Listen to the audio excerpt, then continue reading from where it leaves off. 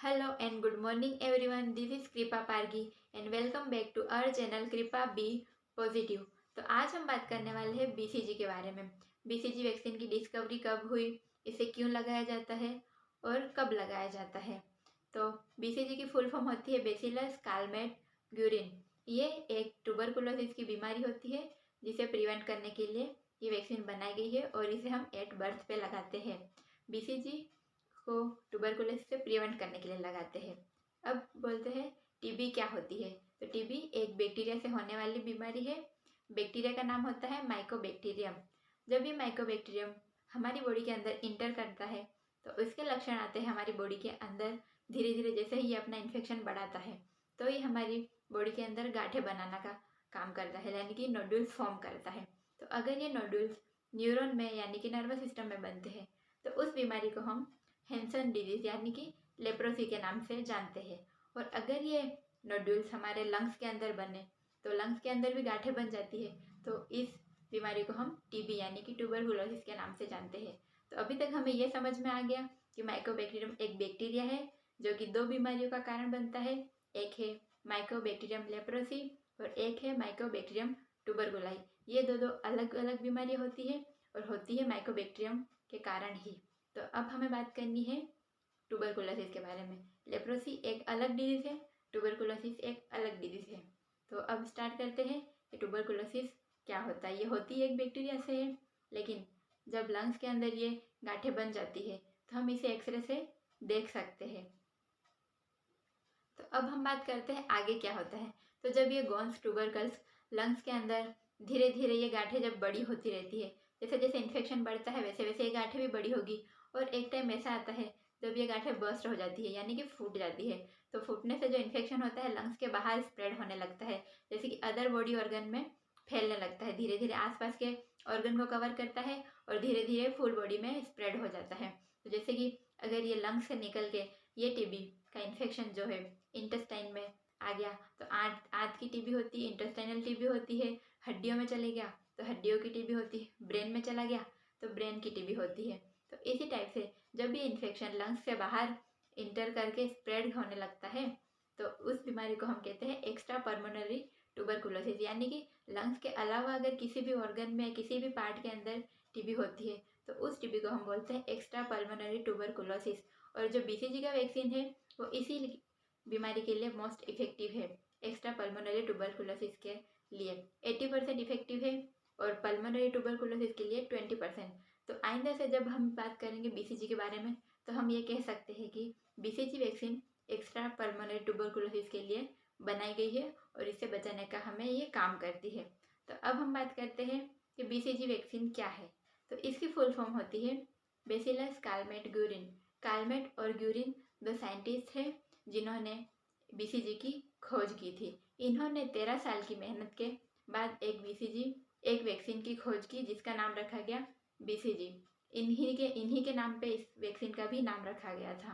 इसमें एक strain use किया जिसका नाम है दानिश 1331 और जहाँ से इन्होंने यूज़ किया है वो बैक्टीरिया का नाम है माइकोबैक्टीरियम बोविस, जो कि जानवरों में टीबी फैलाता है। तो उन्होंने स्ट्रेन यहीं से लिया और उसके बाद इस वैक्सीन की डिस्कवरी की 1921 में, यानी कि 1921 में बीसीजी की डिस्कवरी हुई। तो अभी तक हमने जान लिया थोड़ा बहुत बीसीजी की हिस्ट्री के बारे में और ट्यूबरकुलोसिस डिजीज़ के बारे में। तो अब हम जानते हैं कि इसे यूज़ कैसे किया जाता है। तो ये जो वैक्सीन होती है एक वाइल में होती है जो ब्राउन कलर का होता है। जो इसका वाइल का कलर होता है वो ब्राउन कलर का होता है और ये पाउडर फॉर्म में अवेलेबल होती है। यानी कि जब ये वैक्सीन वाइल के अंदर होती है तो पाउडर फॉर्म में होती है। ये वैक्सीन पाउडर फॉर्म में अवेलेबल होती है तो हमें इसे यूज़ करने के लिए किसी चीज़ में तो डाइल्यूट करना ही पड़ेगा। तो हम इसे डाइल्यूट करने के लिए एनएस का यूज़ करते हैं, यानी कि नॉर्मल सलाइन। तो इसमें इसे डाइल्यूट किया जाता है और डाइल्यूट करने के बाद इसका यूज़ किया जाता है। तो इसे लगाने की जो साइट होती है वो है इंट्राडर्मल। इंट्राडर्मल इसलिए क्योंकि हर वैक्सीन और हर इंजेक्शन को लगाने की अपनी अपनी अलग अलग साइट और जगह होती है।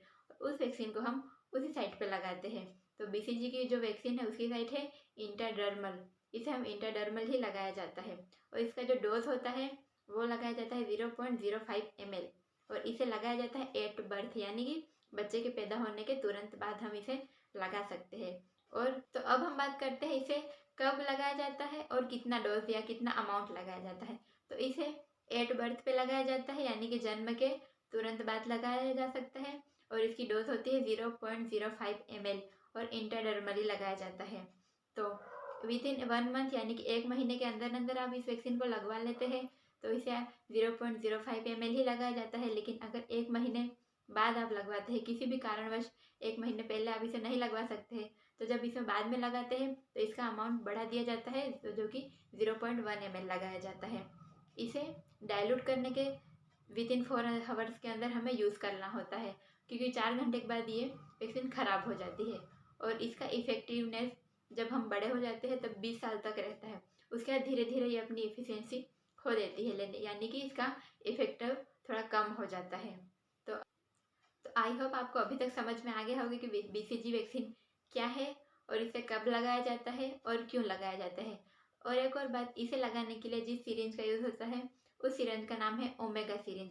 ओमेगा सिरिंज के द्वारा ही इसे लगाया जाता है। तो चलिए अब हम बात करते हैं कि इसे लगाने के बाद क्या सिम्टम आते हैं, यानी और क्या लक्षण होते हैं या फिर बॉडी में क्या क्या चेंजेस आ सकते हैं। तो जब BCG की वैक्सीन लगाई जाती है उसके 1.5 से 2 महीने के अंदर अंदर लेफ्ट अपर आर्म में एक स्कार बनता है, क्योंकि इस वैक्सीन को लेफ्ट अपर आर्म में लगाया जाता है इंट्राडर्मली। लेफ्ट अपर आर्म इसलिए क्योंकि ये यूनिवर्सल आइडेंटिफिकेशन के लिए, और सभी को ये वैक्सीन लेफ्ट अपर आर्म में ही मोस्टली लगाई जाती है।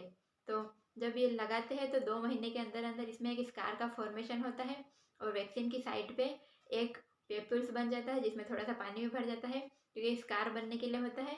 तो ये नॉर्मल होता है, और ये सभी में जिसमें BCG वैक्सीन लगाई जाती है ये स्कार फॉर्मेशन होता है। तो अगर आपके भी हाथ में स्कार बना हुआ है तो BCG वैक्सीन का ही है। तो जिस तरह से ये अपना 2 महीने में अपना स्कार बनाती है, और ये लाइफ लॉन्ग ये स्कार हमारी बॉडी के ऊपर प्रेजेंट रहता है।